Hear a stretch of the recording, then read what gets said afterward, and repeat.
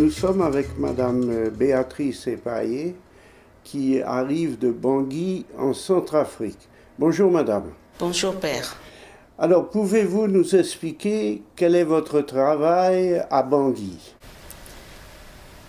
Je suis Béatrice Epaille, je suis présidente de l'organisation non gouvernementale qui s'appelle La Voix du Cœur.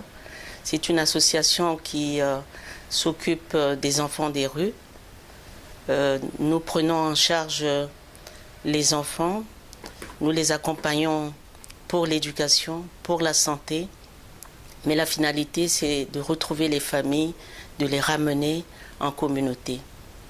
Alors vous avez dans votre centre combien de personnes qui travaillent et combien d'enfants y résident?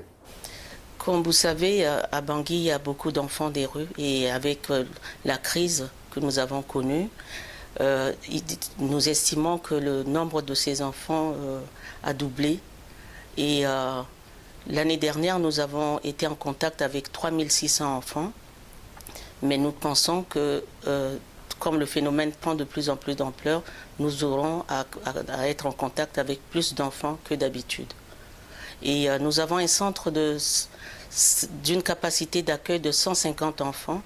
Mais comme c'est le seul centre de référence pour les enfants de la rue en Centrafrique, c'est nous qui accueillons la plupart des enfants.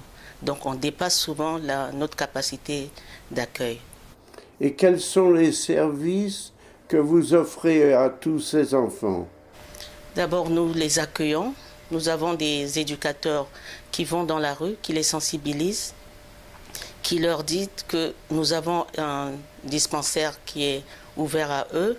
Ce dispensaire soigne gratuitement les enfants. Donc quand ils sont malades, ils viennent chez nous. Ou quand ils veulent un projet avec nous, c'est-à-dire le projet c'est d'aller à l'école, ils viennent nous voir. Et nous avons des structures. Nous faisons de la remise à niveau scolaire pour les enfants en âge scolaire, ceux qu'on doit inscrire après à l'école. Les adolescents qui ne savent ni lire ni écrire, on leur fait de l'alphabétisation et nous travaillons avec des structures partenaires comme les Pères Salésiens de Don Bosco qui font de la formation à nos enfants et après on les installe.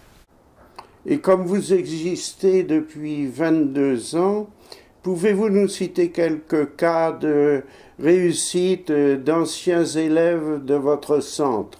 C'est ça, par exemple Victor, nous l'avons pris comme les autres enfants. On lui avait donné le niveau de C1 puisque nous avons fait la remise à niveau scolaire à Victor. Aujourd'hui, Victor a la maîtrise en anglais. Il a fait un CAPES et il enseigne au lycée. Donc ça, c'est vraiment une réussite. Il a une vie de famille, il a 2 enfants et il revient de temps en temps accompagner les autres enfants aussi au centre. Eh bien, compliments, Béatrice, pour ce beau travail que vous faites pour les enfants des rues de Bangui. Et je vous souhaite du succès et que ça puisse continuer aussi longtemps qu'il y aura des enfants dans les rues. Merci beaucoup, Père Jean-Yves.